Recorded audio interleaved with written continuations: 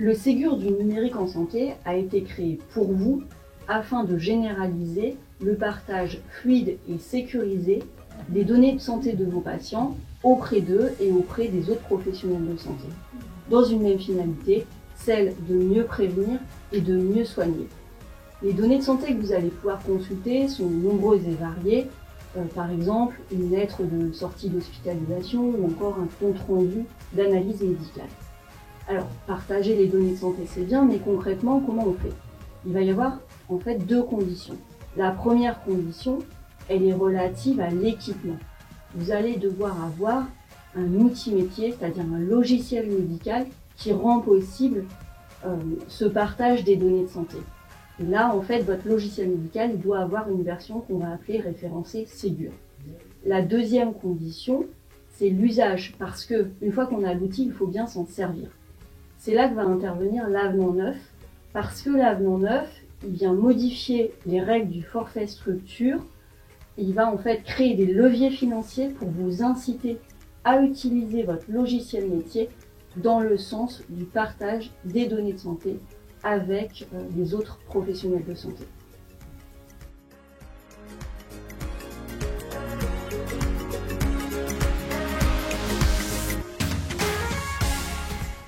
Il s'agit d'un service numérique personnel et sécurisé mis à disposition gratuitement par l'État et l'assurance maladie. Il permet à chacun de stocker ses informations médicales et de les partager avec les établissements et les professionnels de santé qui vous soignent. Pour le moment, Mon Espace Santé offre les services suivants. Le premier service est le dossier médical. Chaque personne va pouvoir renseigner son profil médical, les maladies, les traitements, les antécédents médicaux, stocker les documents de santé de façon sécurisée, par exemple les résultats d'examen et les comptes rendus d'hospitalisation, et enfin partager avec les professionnels de santé de votre choix, ce qui permet d'améliorer votre suivi médical et notamment en cas d'urgence. Le deuxième service, c'est la messagerie sécurisée de santé, pour recevoir les informations personnelles en toute sécurité et confidentialité en provenance des professionnels de santé, en ville comme à l'hôpital, et échanger ensuite avec eux. Courant 2022, cet espace personnel sera complété de deux nouveaux services, un agenda médical et un catalogue d'applications et de services utiles pour la santé et référencés par l'État.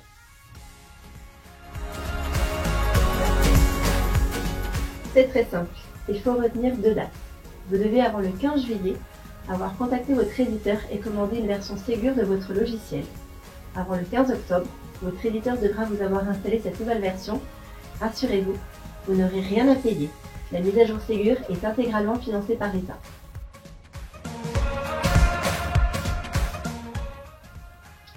Le volet 1 liste des prérequis pour bénéficier du forfait structure.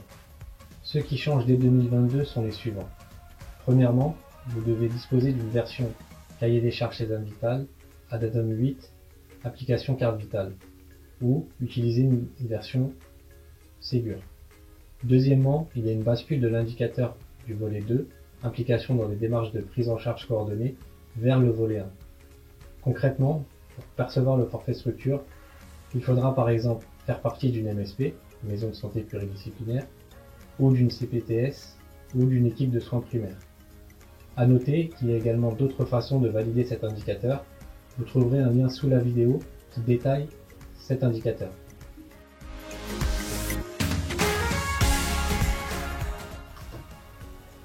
L'objectif de dématérialisation des avis d'arrêt de travail et des demandes de protocoles de soins électroniques passe à 80%.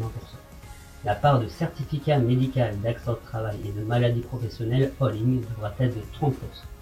L'objectif relatif à la déclaration de médecin traitant en ligne n'est pas modifié et reste à 90%. A noter qu'un petit nouveau fait son apparition cette année, le service de prescription électronique de transport. 10% de vos prescriptions de transport devront être réalisées via ce téléservice. Deux nouveaux indicateurs sont créés afin de vous inciter à utiliser votre logiciel référencé Ségur. Le premier indicateur concerne l'utilisation de votre messagerie sécurisée de santé avec vos patients. L'objectif est que 5% de vos consultations aboutissent à un échange avec votre patient via les messageries sécurisées de santé. Le deuxième objectif concerne l'alimentation des DMP de vos patients. Pour l'atteindre, 20% de vos consultations devront donner lieu à un enrichissement d'un document dans le DMP du patient. Enfin, des indicateurs relatifs aux services d'accès aux soins sont créés. Je vous laisse les découvrir.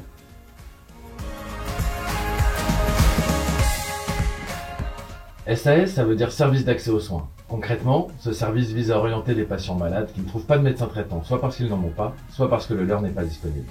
Le patient va contacter le SAS qui aura pour mission de l'orienter vers un médecin. À votre niveau, la participation au SAS est facultative puisqu'elle appartient au volet 2 du forfait structure. Elle est rémunérée de 200 points. Pour participer, il faut que le médecin propose des plages de disponibilité pour accueillir les patients via le SAS.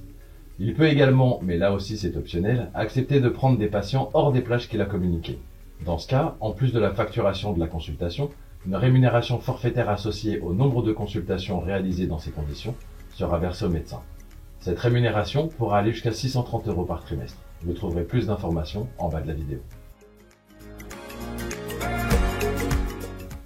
Le forfait one-shot ou forfait une fois est distinct du forfait structure et de la ROS.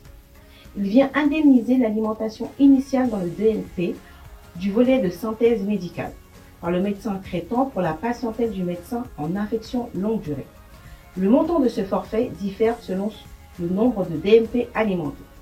Le médecin percevra 1 500 € s'il alimente les VSM dans le DMP pour au moins 50% de la patientèle ALD et 3 000 € s'il alimente les VSM dans le DMP pour au moins 90% de la patientèle ALD.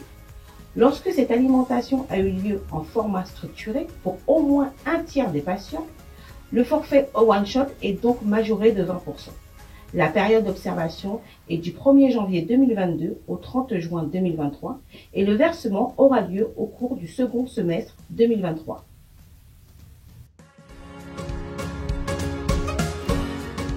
Pour 2022, les indicateurs du volet 1 du forfait structure, c'est-à-dire les prérequis, ne sont pas des indicateurs optionnels. En revanche, il faut avoir à l'esprit que l'avenant 9 indique que dans la nouvelle convention à venir, des indicateurs optionnels deviendront des prérequis. Autrement dit, il faut utiliser les fonctionnalités de votre logiciel pour percevoir le volet 1 du forfait structure. Donc n'attendez pas. Pour vous familiariser avec le numérique en santé, lancez-vous tout de suite pour être parfaitement opérationnel l'année 2023.